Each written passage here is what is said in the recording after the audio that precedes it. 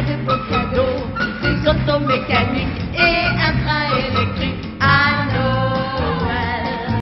Joyeux Noël, Pierre. Ah, c'est pour moi? Oh, écoutez, Thérèse, merci beaucoup. Chaque année en France, un habitant produit en moyenne 354 kg d'ordures ménagères.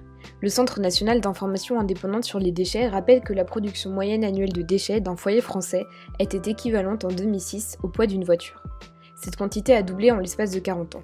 Dans le même temps, la toxicité et la complexité des déchets ont elles aussi augmenté, les rendant toujours plus polluants et difficiles à traiter. À l'origine une fête chrétienne, Noël est depuis plusieurs années devenue une fête plus commerciale que familiale, produisant un nombre de déchets considérable. Contempler les grands yeux ébahis de bonheur des enfants qui déballent leurs cadeaux a en effet un prix. Zoom sur les conséquences environnementales d'une fête universelle et internationale. 10 millions de ventes, soit 1,9 milliard d'euros de dépenses. C'est ce que représentent les ventes totales de produits high-tech pour Noël en 2014 et avec eux tous les hectares de forêt détruits et les ouvriers chinois exploités. À Noël, il se vend plus de 61 millions de jouets, soit près de 2 produits vendus à chaque seconde, avec 6 cadeaux par enfant environ.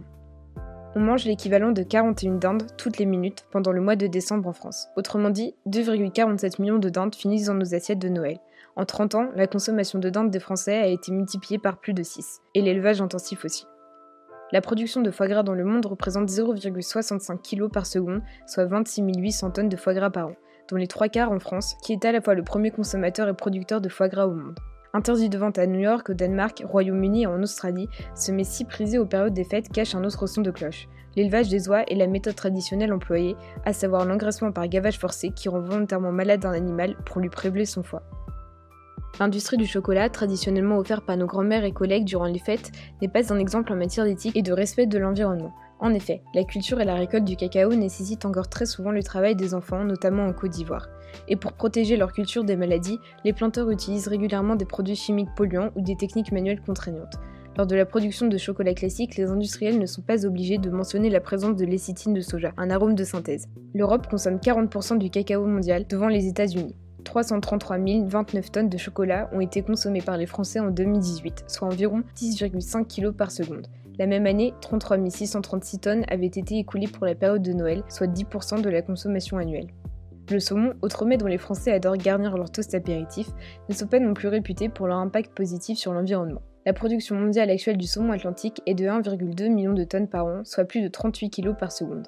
La France est le premier pays consommateur de saumon norvégien avec plus de 122 000 tonnes importées en 2008, soit plus de 2 kg par Français et par an. Selon l'agence norvégienne de contrôle de la pollution, les rejets d'une ferme piscicole de moyenne importance produisant 3 120 tonnes de saumon sont équivalents aux rejets d'une ville de 50 000 habitants.